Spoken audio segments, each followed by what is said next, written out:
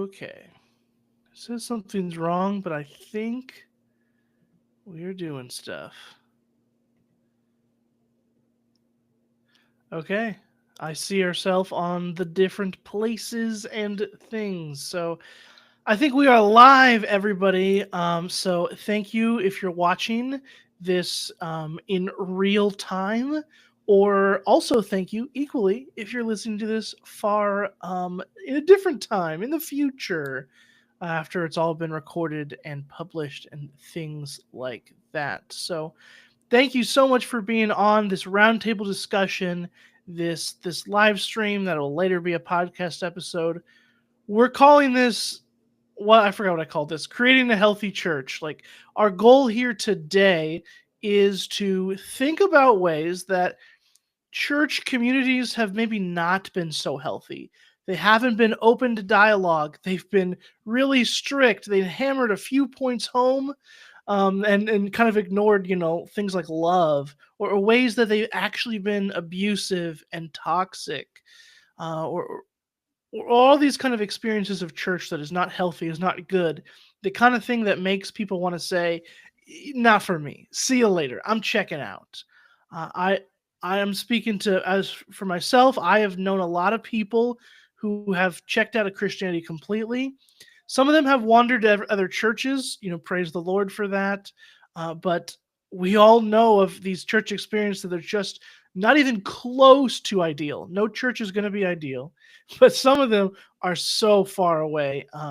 We on this stream today want to talk about some of the ways things have gone wrong, but be really practical in offering a way forward. Whether you are a church leader listening today, or you're a person in the pew, whether you're navigating, hey, I don't know if this church thing's for me because I was a part of XYZ and it was terrible, and there wasn't any love or grace shown for me when I was in this situation, whatever that is. So that's what we're going to talk about today. But I don't want to take up too much more time because we got a lot of cool people that have unique backgrounds and stories. I do want to say that just in case, especially if this is audio, if you can't tell, I am Jake Doberins. That's my name. I'm the host of the Christianity Without Compromise podcast. I'm a theologian, writer kind of guy. I preach once a month at a little small church in rural Oklahoma, and keep myself busy with podcast producing and all kinds of crazy things today. But I don't want today to be all about me. I want today to be all about our excellent guests. Everybody here today has been a past guest of the Christianity Without Compromise podcast. Although it's changed names a couple times over the last year, these are all awesome people. And in the show notes, there'll be links to explore their past episodes where they talk more in depth about their books, their projects, their writings, whatever. So you'll really want to check those out. But now's the time for me to not talk anymore. I'm just going to arbitrarily choose here. Christy, why don't you go first and introduce yourself, and then we'll just kind of popcorn from there. That's good. Hi, I'm Christy Lynne Wood. I am an author and a podcaster and a speaker and somebody who is passionate about a relationship with the real Jesus because I have experienced the bad things that happen when you are in formula and religion and morality control and all of that kind of stuff. I spent 10 years in Bill Gothard's shiny, happy people cult that he had his homeschooling program from the time that I was 22 until I was, no, sorry, 12 to 22. So yeah, 10 years. And lots of legalism, lots of experiences of fundamentalism, and a lot of religion without a relationship with God. Jesus found me unexpectedly in the middle of that. I wasn't looking for him, but he found me. And my relationship with him just kind of started to change everything and really made me question a lot of the legalism and the rules and formulas because they didn't line up with the God that I was getting to know by myself. So as I moved forward into that and figured out how to live in the real world, also experienced some very deep hurt at a church where my husband was a youth pastor about 8 years ago. And so I've been through a lot of toxic church experiences, toxic Christianity, but I believe in a very real Jesus. And I have found this very real God that I am just absolutely enamored with, and I cannot possibly ever think about leaving. So, my book that I wrote is called Religious Rebels, And it tells pieces of my story while also asking a lot of questions about Christianity, about evangelical Christianity, about our experiences in church, about our religious experiences, and encouraging people to ask those questions that will take them into a deeper relationship with a God who is nothing that we expect, but everything that we've ever wanted.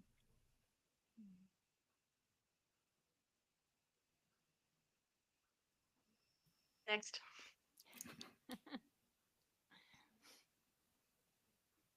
We have to call on people. I wasn't aware that you were going to do that, but I can go next. That's Do fine. it, Scott. Yeah. Okay, great.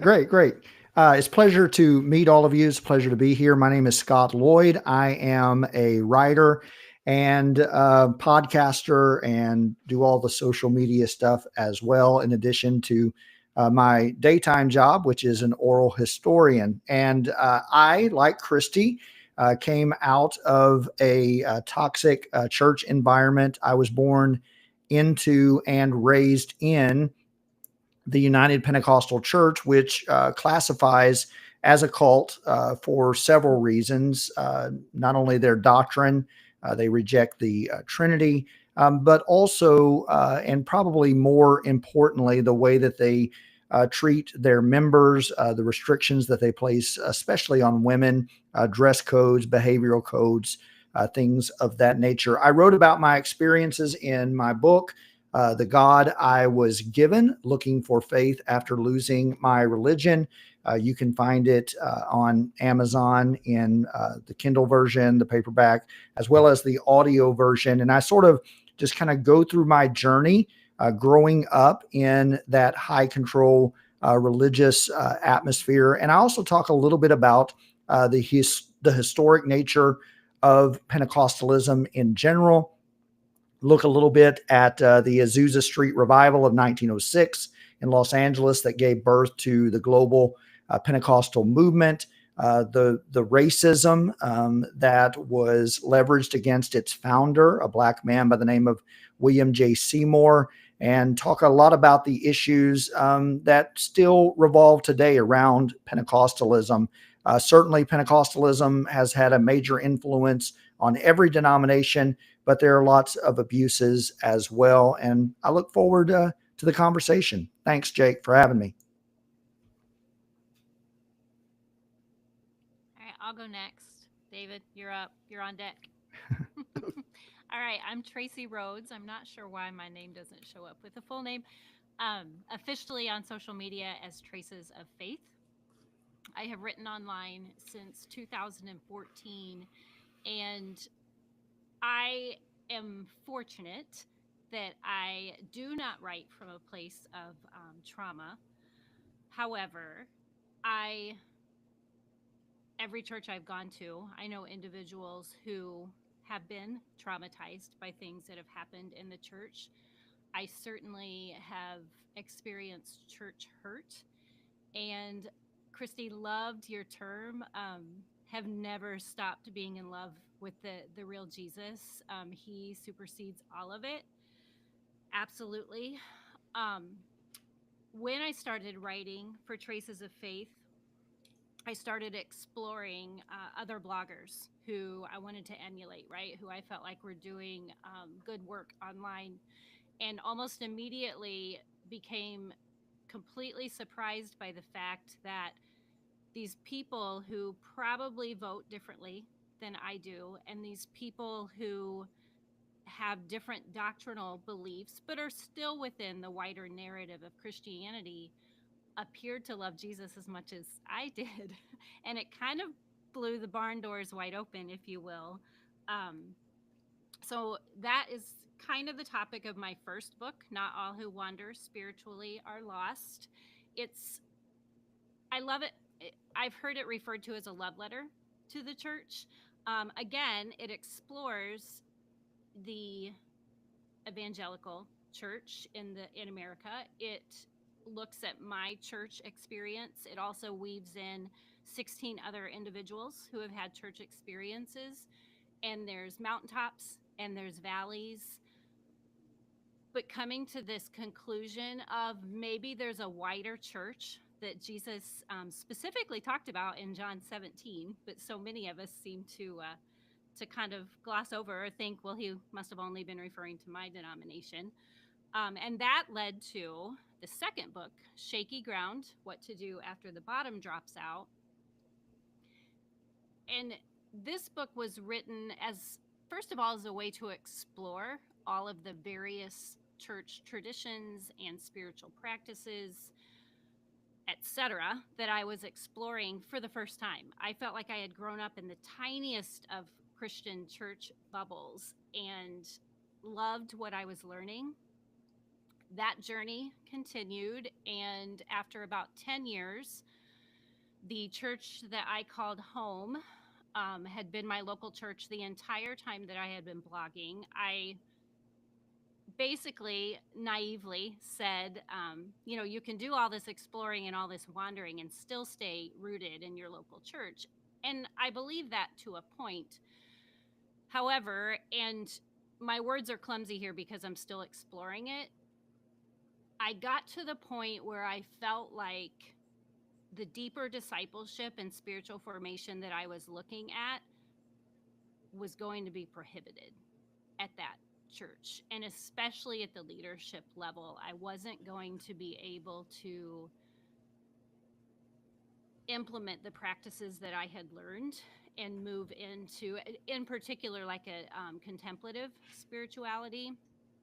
And so about a year ago, at the request of my teenage daughter, actually, we joined the Catholic Church, who knows a little bit about contemplative spirituality, and it certainly doesn't come without its own warts. So I feel like I entered with my eyes wide open, but love what I've been learning. So now, and I didn't write this, nor do I have anything in this, but my Bible now has 7 more books in it. And in my day job, I am a health and wellness advocate. And so now I'm exploring things like using essential oils with contemplative spirituality and prayer. And I've gone off the woo deep end, if you will. But gosh, Jesus is still there too in a remarkable way. So super excited, like Scott said, for this conversation, even though I feel like I'm kind of an anomaly in some ways. Yeah. My name is David Ruybalid, and man, there's all kinds of stuff. I guess you say balled up in in my chaos and story. I was born and raised. I mean, I've been in the church my entire life. I was born and raised in a very similar environment as Christy. So we had a lot of ties to fundamentalism, Bob Jones, Pensacola. Went to the Wilds, that whole world. And I was in that world. It's very abusive, authoritarian, patriarchal, all those things you could say.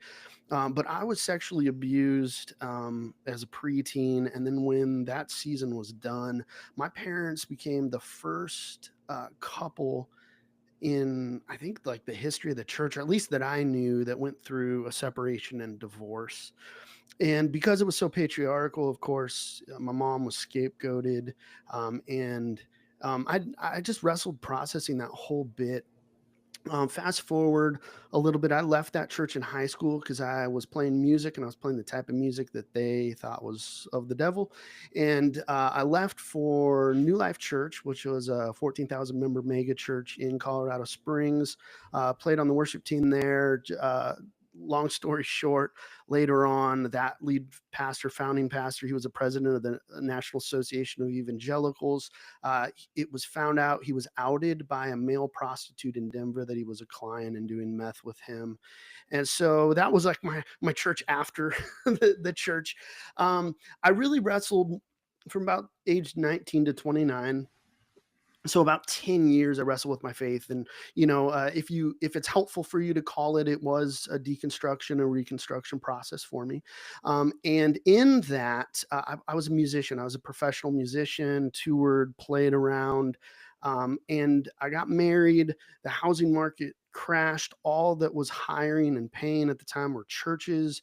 And so, like, one of the tours I was on, well, played in and out of, they could pay you $1,000 a weekend. All of a sudden that band went from being able to pay $1,000 per weekend to they're like, well, we could pay you like $150, And so it was a huge shift for me to where I started playing for churches. I was comfortable with the language and the culture. And so that was kind of my tie into the churches. After about 10 years of that, I wound up as kind of like an artist in residence situation at a mega church here in the Phoenix area, which I've lived in twice. This is the second time. So that was the first time. And that's where I sensed that moving into pastoral ministry was what I needed to do. And there's a whole story behind that. I kind of started kicking and screaming at first, but in 2017, I became a pastor. I've been a pastor since. I'm currently in Peoria, Arizona, at Life Church, which is a church plant of one of the largest Lutheran churches in the nation that actually no longer exists. But they were at one time about 180 of the people when they kind of folded, came over with kind of this church plant. But I'm here. A couple things, my journey with Jesus. I started blogging through my process of deconstruction or reconstruction, and unfortunately, but fortunately, was very public about it. I got a lot of heat, but at the same time, I found there were a lot of people that were questioning, asking some of the same things. I went liturgical, so I'm actually with the Anglican churches in North America, so kind of similar to story to some of you all, and I'm actually in the process of that ordination kind of transferring is probably the best way to explain it over. And then last year, I started with some friends what's called the Religious Trauma Network. So Janine McConaughey, Rebecca Drumsta, Luke Renner. We started the Religious Trauma Network, and we launched right before the holidays to kind of be available with some resources to help some people through some gnarly stuff with their families if they've walked through some things. And then launched a course for church leaders as kind of the target with Danielle Strickland, if you know who she is. And it's her organization that she helps start, and it's kind of overseen by Aaron White. They're up in Canada. Our goal is to help train churches to respond to sexual abuse in the context of a church. And so that course is available. I write on Substack pretty frequently, and I've podcasted pretty solid since 2018 and get invited on a lot of stuff like this. But kind of my passion, I actually don't believe anything romantic about the church. I believe that people need to be in healing community spaces. I believe in Jesus's vision for the church, but I actually don't think we're hitting the mark, and I don't speak very romantically about it, hardly at all.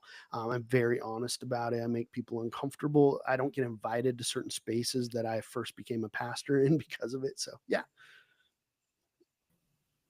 All right, all right. Well, thanks everybody for introducing yourselves, sharing your journey and your ups and downs, and a couple hot takes in there.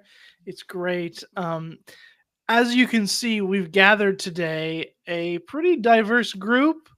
There is the people coming out of the cult-like situations. Traci, I'm with you. I did not come out of that, although some people would call my church a cult because we liked baptism way too much. So you can guess which church that is if you want to. But I don't necessarily didn't come out of that really toxic, terrible kind of environment. But hey, I've been popping in different spaces, in my adulthood, and some are better than others. Now, today, I did joke with my crew before the call that we're going to solve all the problems today. We're actually not going to do that because that's not possible. We don't have enough time. All sorts of reasons, right? But we do want to pave a way forward today. But I think to pave a way forward to a healthy church, a church that is truly built on love for God and for people, to do that, I think we need to start by kind of breaking down some of what's went wrong. Um, so you've talked about some of your experiences already in the churches, but what are some of the specific kinds of things you see? What are the spaces that are, well, I mean, David specifically can speak to kind of like what defines like abuse and things like that. So leaving it pretty open here. to get the ball rolling. But go ahead, somebody who wants to go ahead and start that. What's gone wrong, to summarize my question here? Well, Jake, I'll lead us off here. There are several things that come to mind, and I think if all of us, right, if we just went around the table here, could articulate well some of the problems that we see in the church. We've either experienced it or lived it firsthand, or in my case, as a pastor, I served as a pastor of a non-denominational church for 5.5 years. I was seduced by it as well. And I think there are some major issues with church culture today. I think it started back in the 80s, but I think it goes back further than that in American history. I think the wisdom of our founding fathers with the First Amendment and freedom of religion sort of set up the atmosphere and the opportunities, if you will, for abuse. And I don't want anyone to take that as I'm advocating for anything else. I think there's great wisdom in the First Amendment in our founding fathers setting up freedom of religion. But I do think it's created this entrepreneurial spirit when it comes to religion, specifically Christianity in the United States, where literally anyone can make a claim that they have heard from God and gather a following and base it up on anything that they want to base it upon, and they will find an audience, and often that becomes and sort of evolves into a cult, into an abusive relationship. But specifically, that entrepreneurial spirit that we saw wedded, again, it goes further back than this, but I saw it a lot coming of age in the 1980s. If you think about the innovations made by Willow Creek in Chicago, the seeker movement that sort of galvanized this business model of churches, I think that presented a lot of problems because pastors transitioned from seeing themselves as servants of God's people, and they started identifying as leaders or CEOs of these organizations. And once you identify yourself as a leader, then you are held to the standards of the business model, which translates into growth, right? The bottom line, or, butts in the seats, coins in the offering plate, and buildings and budgets, right? The bigger, the better. And we see that today. So I think that's a big issue with the church. And as a result of that, people that we interact with in the church, the relationships become purely transactional.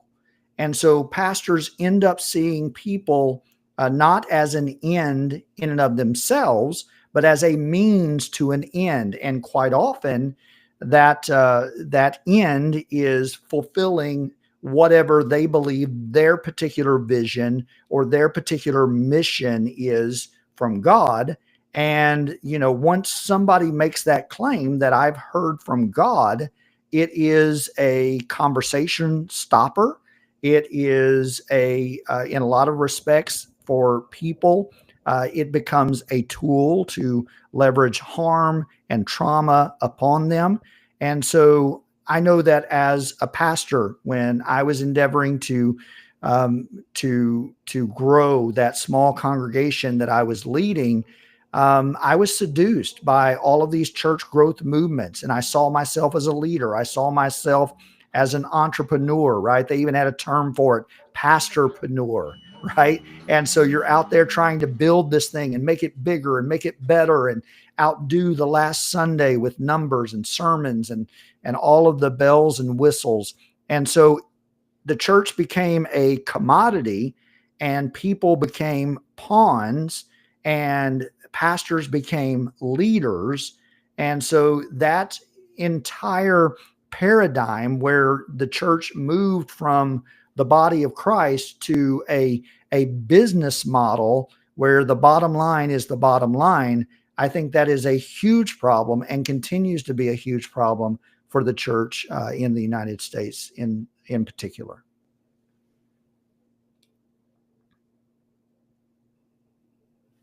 My apologies first for the neighbor that stopped by last minute.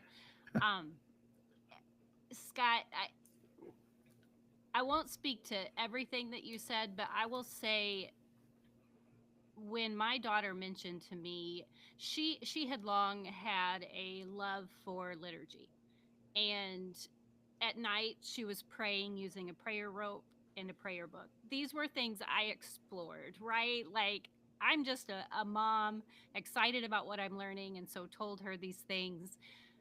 But whenever we started down that journey of taking what I call our Catholic classes, I didn't even have words for what was different and what I was experiencing. I knew I loved the liturgy, but there were other components to it.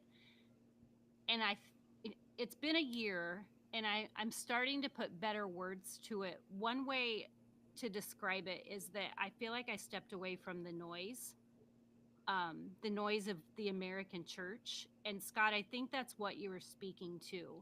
And I was attending a Reformed church, which is a beautiful historic tradition. And I feel as if my pastors were Reformed.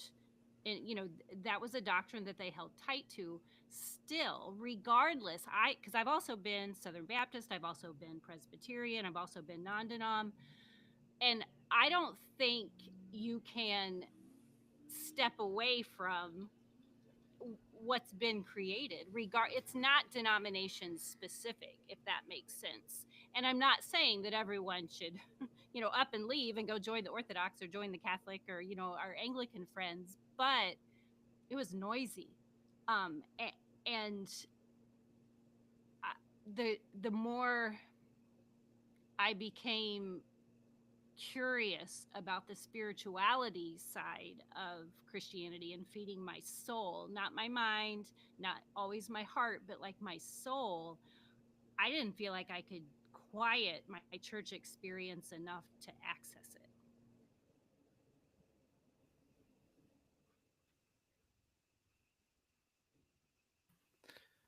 Other thoughts here on kind of your experiences of the church? What went wrong? How do we get into this mess? Whatever you want to comment on that's been said so far.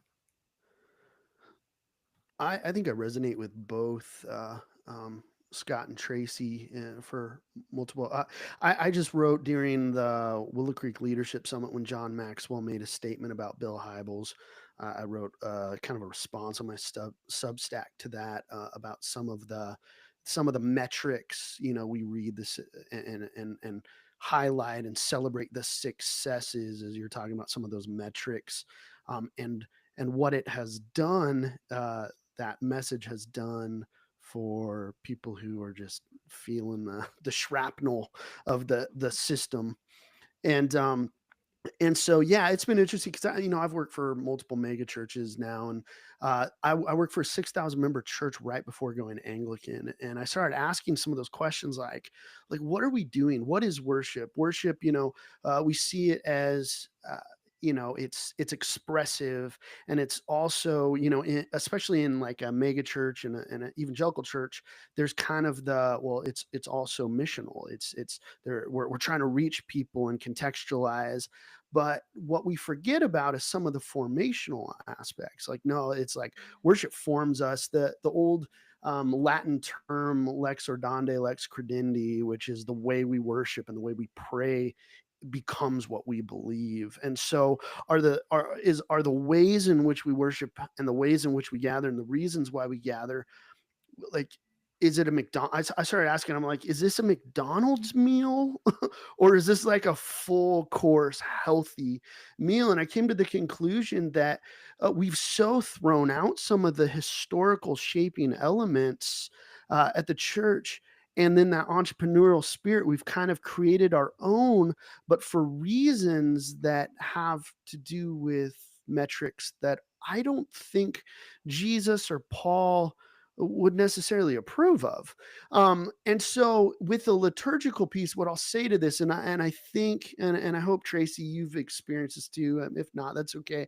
But I found that when we gather around the table, we could have had the lamest sermon, and the band could have fully been out of key. And I got to tell you, 5 times a week, I was playing in rooms of anywhere from 200 to 1,000 people, continually with cameras in my face, being pulled into the studio, being questioned about every strum pattern, every note hit, all those things. It doesn't matter when you gather around the table and you're like, look, the band could have been horrible, the sermon could have been horrible, but we are here at this moment to receive communion. And so what the moving into kind of the liturgical pieces kind of broke down some of the personalities that we're running at, the perfection that we're running at. So that's what I experienced moving into the Anglican Church. I will say at a high level, one of the things that I see continually is I'm always asking in scenarios is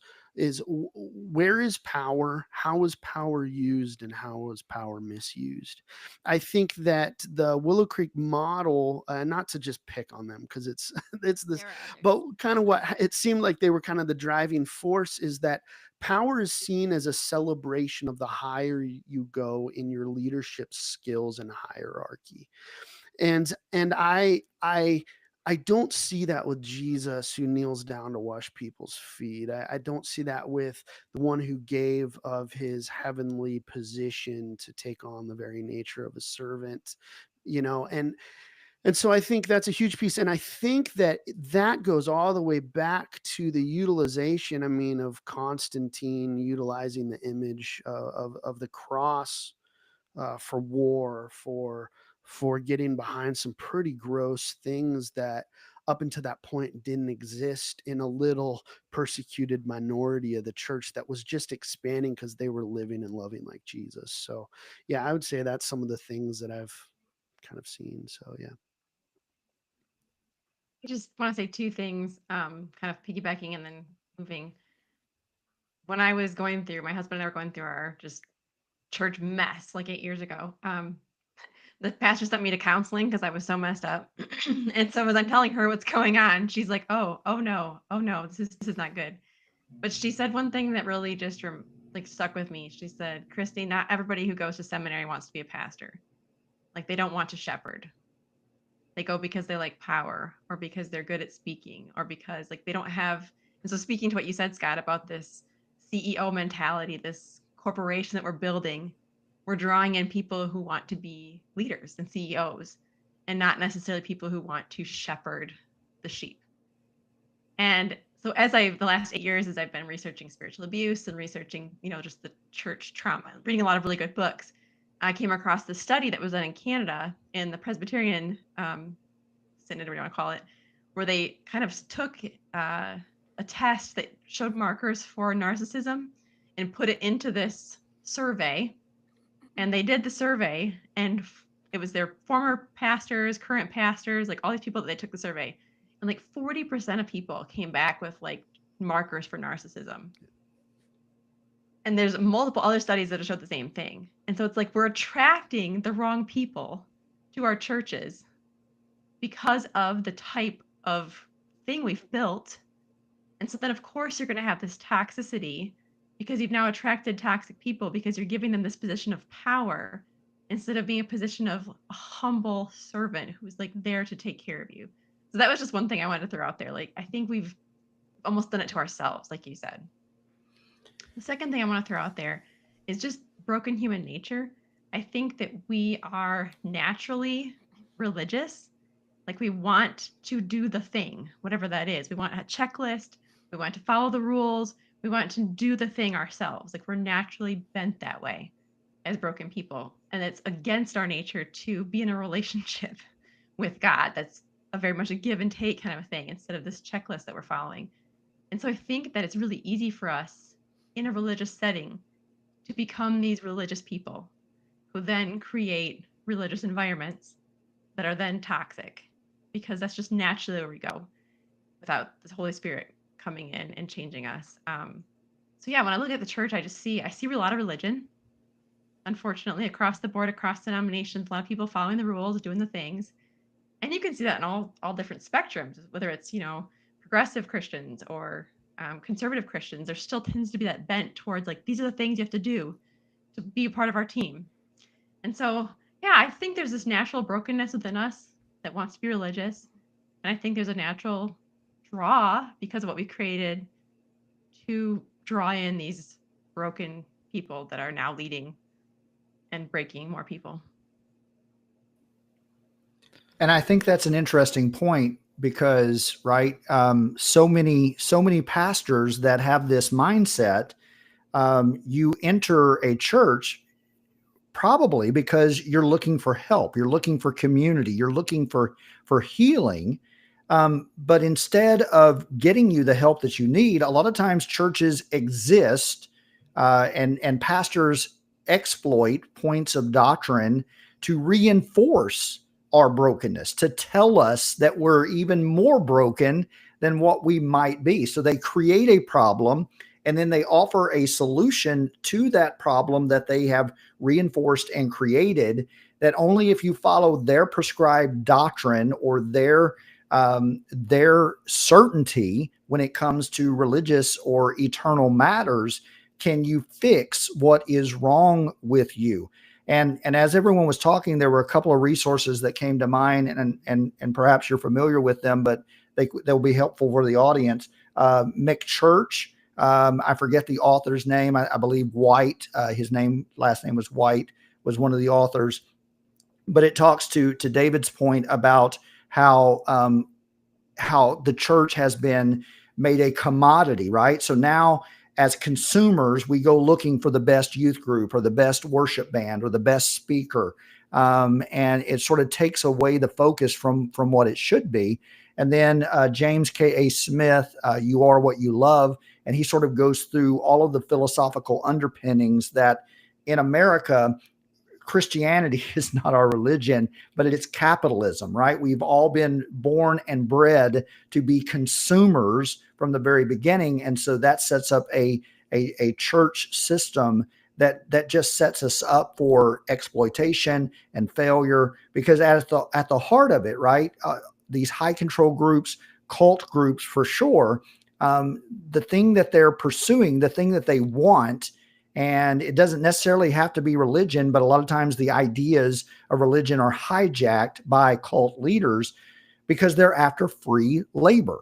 They want people to donate their time and their talent and their treasure for free in pursuit of the vision that they claim that God has given them. And that just sets us all up for failure.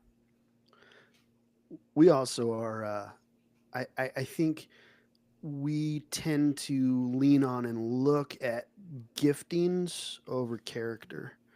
And so if somebody's really gifted, and that's where, man, a lot of narcissists are charismatic. I'm not saying that because there's different types, but you get a lot of charisma, a lot of gifting.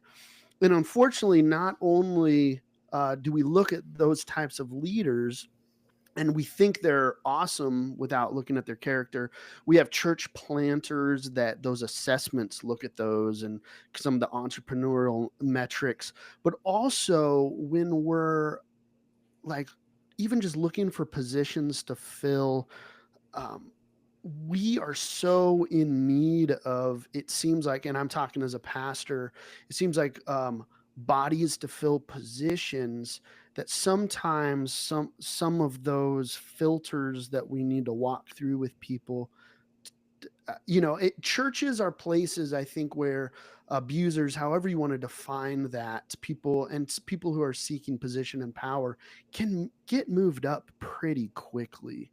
And so it's kind of scary. I think that to do things well is to have systems and mechanisms in place to kind of slow that down and look at character and some of those things that unfortunately aren't some of the first things that are looked at when we think about the leaders in those positions. I grew up in a generation who did every Beth Moore study available, and it's been crazy to watch Beth Moore's journey, right? As she's fallen from grace. With her original denomination, she has probably become more grace filled as a result. And on the women's side, and granted, there are denominations who have women pastors, but as a woman in denominations who do not, I felt that wooing, right? Like I was gifted at writing. I too have had a podcast at different times. When I first started this journey, I just kind of figured that God had, picked me to be among the next line of Beth Moores. I mean, I'm doing good on Twitter, right? So it's like we do feed these tendencies, and like you said, giftings is a good word. And so then when I stepped away from that, and it was all of my choice at the local level, I was left thinking, how do I want to serve the church? Like when I came to my next church, which for me was a parish, I was like, I'll work in the kitchen. Like I will stack the napkins. I just want to be a part of a real community that isn't noisy. Again, the word, that hasn't pegged me to be the latest, greatest anything.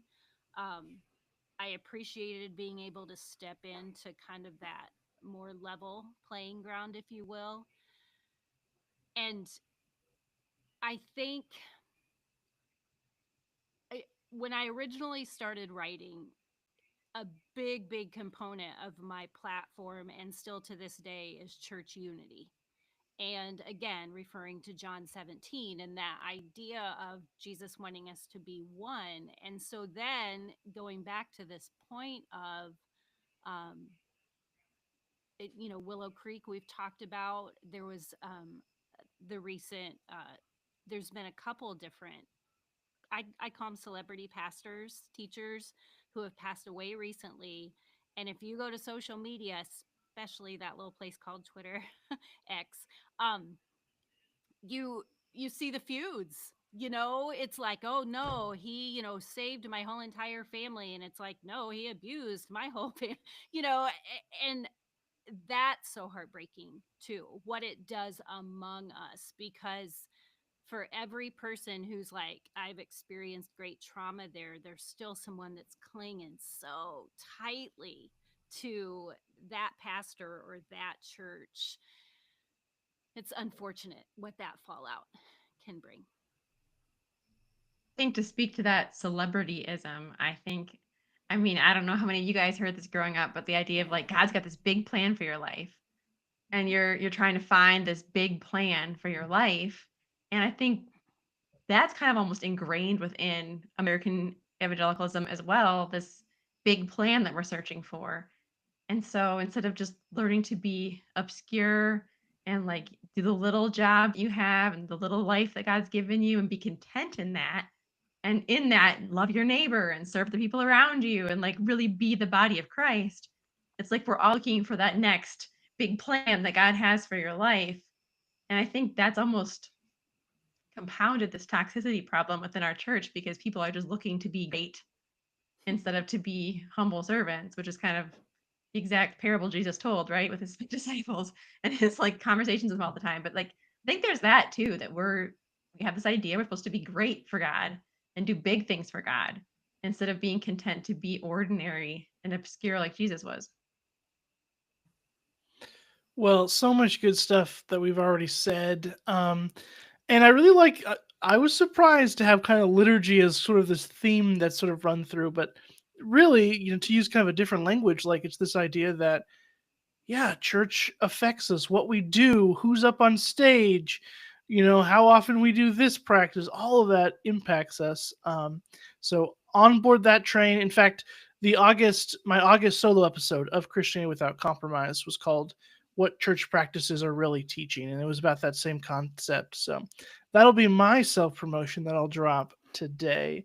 But as we got let's say we got 15, 20 more minutes, because we can't talk all day, and like we said, we can't solve all the problems. Let's paint a positive picture here. What does a healthy church look like? What are some of the signs we can be on the lookout for? And of course, how can we contribute to these church communities, whatever they are, whatever denomination, whatever version of Christianity they are? I don't know if version is the right word, but we'll leave it there. Whatever community we're in, how can we participate? How can we help make that more healthy and better? And again, we're kind of keeping that term a little vague, but um, how do we make it not like the bad versions and the stories and things that we've told already? If I could speak to two things just real quickly. One is, what does unity without perfect conformity look like? And that might look a little different for each community, but for us, we're pretty wide. I mean, if you look, pretty much it's the creeds and everything else between that. I might preach something, and my lead pastor preaches like out of the exact same, and it's not like we're trying to like push. It's just how it's planned. He might preach out of the same passage the next week from a totally different angle, and we actually celebrate that. And so, um, same thing with our classes and studies. We celebrate a little bit of diversity within. I think that biblical orthodoxy and historical orthodoxy, the bounds are a lot wider than I was raised to believe, and so that's one of the bits is how do we have unity without perfect conformity, and how do you with that? It's not your job to control or change people. I think the other piece is when it comes to a lot of churches talk about church discipline. However you want to, however you do or don't want to step into that.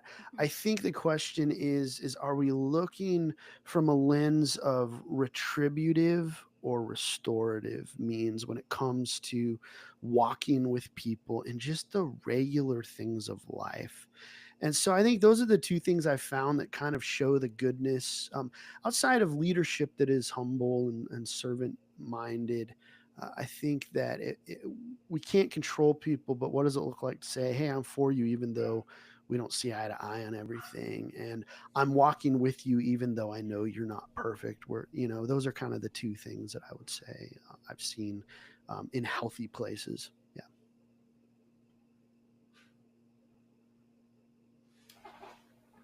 Yeah, absolutely. Scott, you got something? Yeah, I'll just add to that I think we would all do well, no matter what stream of Christianity we find ourselves in this American context, to return to the example and the words of Jesus. Jesus was, at least in the way that I read the Gospels, and I think anyone just reading the Gospels, just taking them for what they say and what they demonstrate about the person and the work of Jesus, would find that most of what he did was antithetical to how we approach church in the United States context. Jesus famously would heal people, and then he would tell them, "Don't tell anybody about this."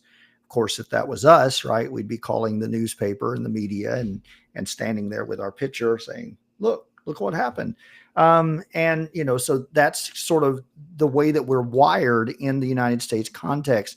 Also, Jesus did not go after the rich and the powerful. That's not to say that he avoided them. Certainly, he had a very wonderful conversation with Nicodemus in John chapter 3. And by all accounts, Nicodemus was a well-connected and powerful person within his context.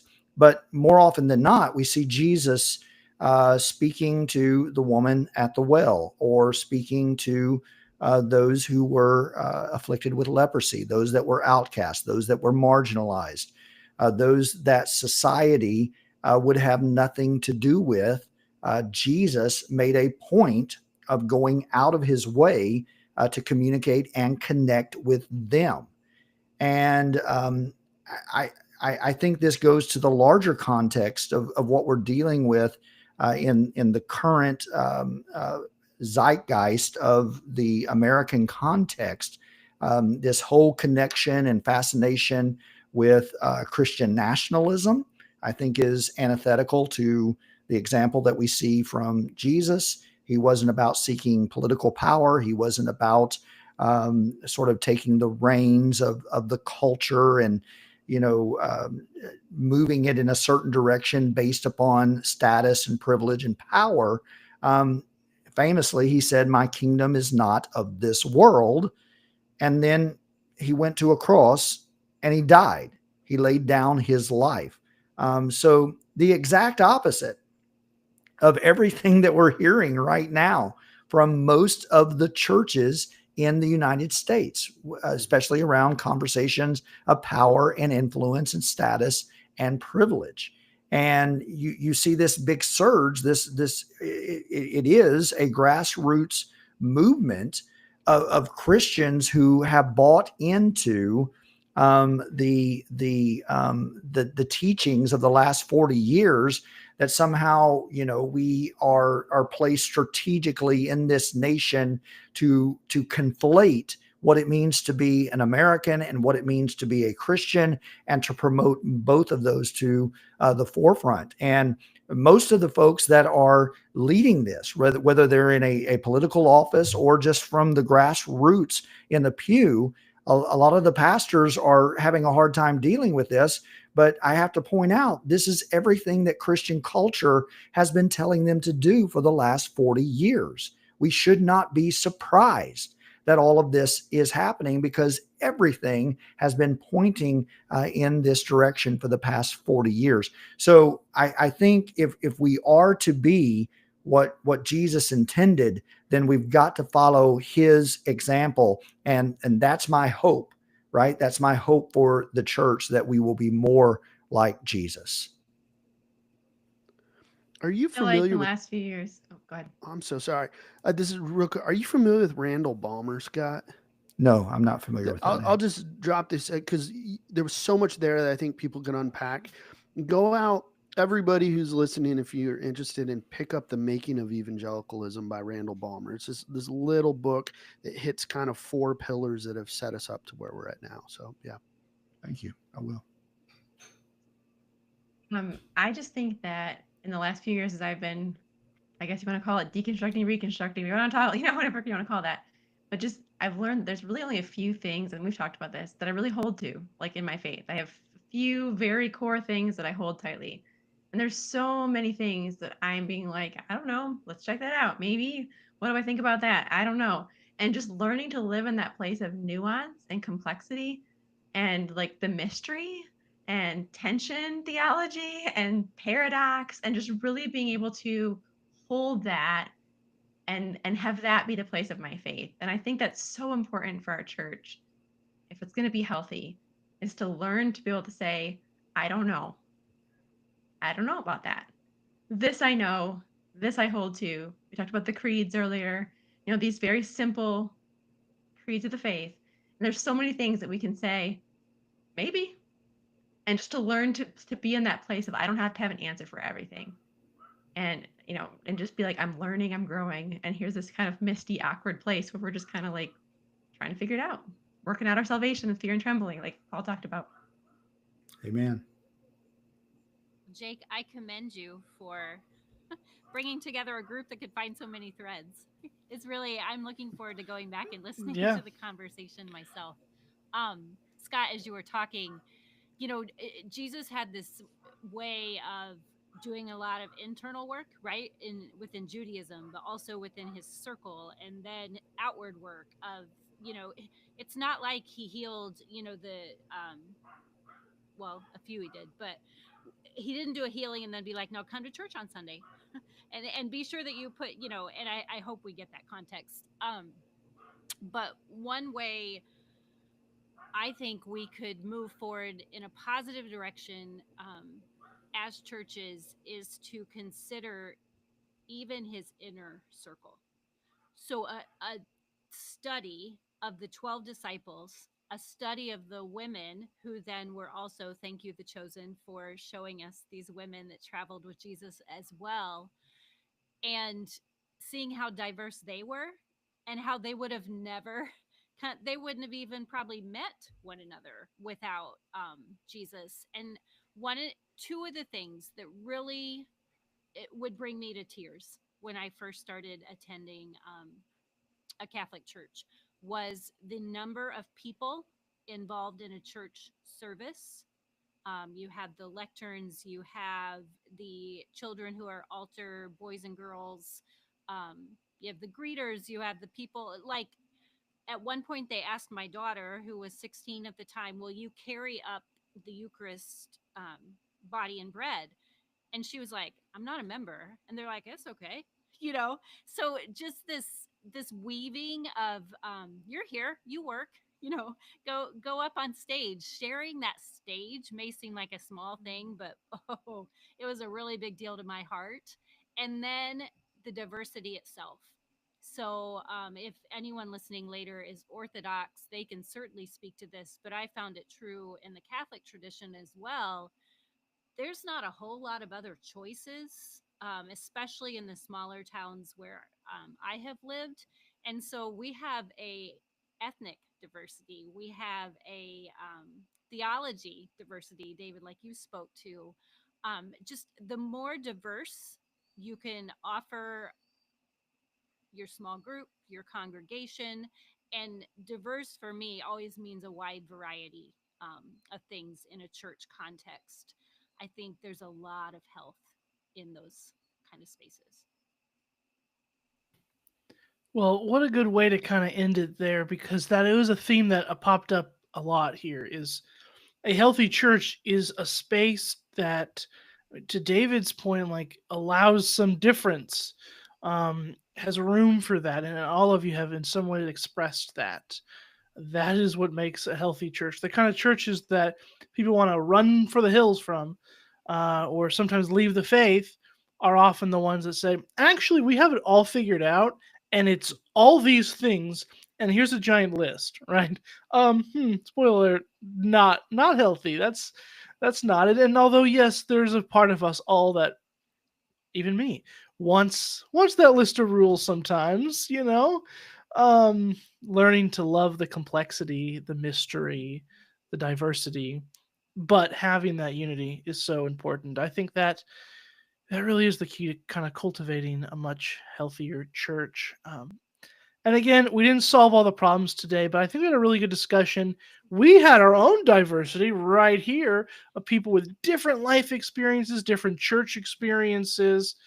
Um, we didn't get our geographic location, so I don't know how diverse geographically we are, but we had a lot of diversity here. We had a lot of different ideas and tons of stuff for everybody to chew on. And I'm just really grateful for Traci and Christy and David and Scott today, for coming on.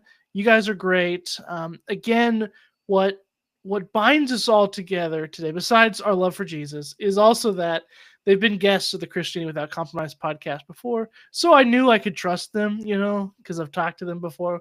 We have that relationship. When you're on my podcast, you're my friend now, all that kind of good stuff. So thank you for being on. Thank you for your wisdom, all that kind of stuff, all the stuff that you brought us. And be sure, everybody, to check out the books and the resources they mentioned, and the David's network, the religious abuse, no, religious trauma network. Yep. Thank you. So got all those resources, all that stuff you can check out. I'll see what I can scavenge together and throw in the show notes for this published episode. But we would really appreciate you to share this live stream, and then the future episode version. Of course, spread the word. Let's get these conversations going. Like, let's use what we did today as a conversation starter for your own church community, for your family. Share with your spouse, your mom, your uncle, your crazy cousin, or whatever. Let's have these conversations. Let's cultivate these healthier, better church places. So everybody on the stream, my guests, as well as everybody listening, thank you tons. Really appreciate it. Okay, we do have somebody in the comments say, can we get all those books listed again? Great idea. Why don't we go through and you guys can give a real brief version of what you wrote, what you want to point people to. That's a great way to end it. Thanks, Ashley.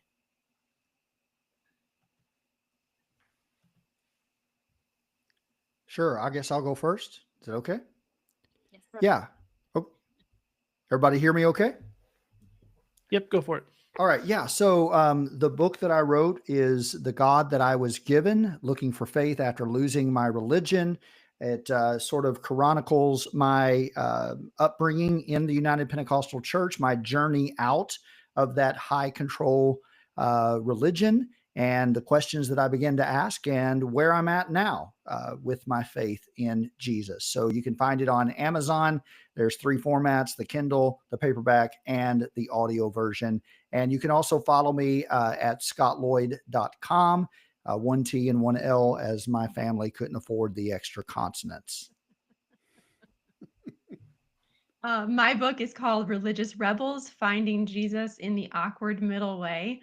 It is also on Amazon, or you can buy it at my website, christylynnewood.com.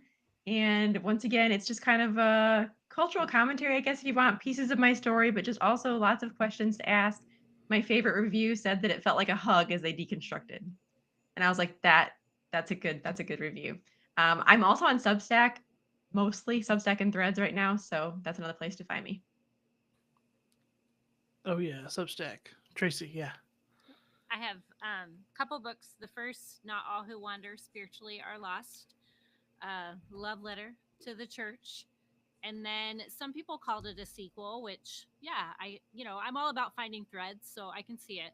Shaky Ground, What to Do After the Bottom Drops Out. And I think I kind of started to describe this one at the beginning, but using spiritual practices that I learned about, it's an invitation largely, Christy, much to what you spoke about. If a lot of church has stopped making sense, or you're recovering from trauma or church hurt, the bottom has dropped out, right? Then I think these practices can be picked up to connect with the real Jesus, versus continuing to trudge through these church experiences that maybe aren't working for someone anymore. So I'm proud of both of those books. I do have my blog still active, tracesoffaith.com. However, most of my current commentary on the day and any longer form blog posts can be found on social media, and I'm Traces of Faith or Traces of Faith blog on either of those, any of those places. Right on. I don't have a book, but I got a couple Yet. resources. Maybe. Who knows? Yeah, who knows? Not yet. Not yet. It might be your calling, Dave. maybe I'll be calling you guys for some tips. Ooh, yeah. Yeah, I got a course on Deep and Wide Academy called Sexual Abuse in the Church, and then I write continually on Substack, and so I'm found there. My old blog's still active, but there's only certain things I might post there that I don't think fit on Substack, and that's like an every so often thing. But yeah. I just followed you on Substack. Oh, right on. Well, and this show's on Substack, so I guess that's the place to be. I guess, Scott, you'll have to create a Substack, unless you have one that I don't know about. Yeah, I've got one, but Okay. I need to be more prolific over there. All right. Well, the cats are coming to roost, so that is probably meaning that it is time to go. But thank you, everybody, and the good refresher there at the end of all these great people have cool stuff that they've done and written and things and participated in and courses they've created. We want to support them because they just gave you a whole bunch of free time to discuss these topics. So thank you again, Traci, Christy, David, and Scott, for helping us cultivate a better, healthier church. We really appreciate that. And thanks for being on this special roundtable edition of Christianity Without Compromise. So thanks, guys, so much. Thank you, Jake. Thank you.